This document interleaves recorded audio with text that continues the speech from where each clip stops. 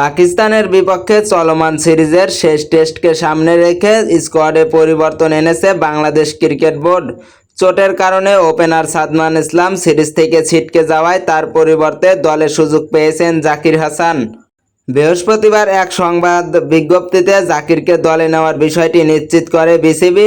জানা গেছে, প্রথম টেস্টে ক্যাচ নিতে গিয়ে বুকে আঘাত পান সাদমান। পরে বৃহস্পতিবার সিলেটে অনুশীলনের সময় ব্যাটিং করতে নেমে আবারও ব্যথা অনুভব করেন তিনি। কয়েকটি বল খেলার পরই নেট সেশন সেরে যেতে বাধ্য হন এই ওপেনার।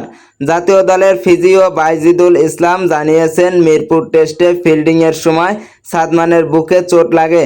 সেই ব্যথা পুরোপুরি না কমায় দ্বিতীয় টেস্টে তাকে পাওয়া যাচ্ছে না। সাদমানের অনুপস্থিতিতে বিকল্প হিসেবে জাকির হাসানকে দলে অন্তর্ভুক্ত করেছে টিম ম্যানেজমেন্ট।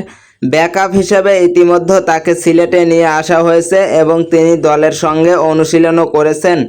নাজমুল হোসেন শান্ত অধিনায়ক করে স্কোয়াড ঘোষণা করা হয়েছে। স্কোয়াডে আছেন নাজমুল হোসেন শান্ত, অধিনায়ক মাহমুদুল হাসান জয়, জাকির হাসান, মুমিনুল হক সৌরভ, মুশফিকুর রহিম, লিটন কুমার দাস, মেহেদী হাসান মিরাজ, তাইজুল ইসলাম, নাঈম হাসান, ইবাদত হোসেন, শরীফুল ইসলাম, তাসকিন আহমেদ, নাহিদ রানা, তানজিদ হাসান তামিম এবং অমিত হাসান।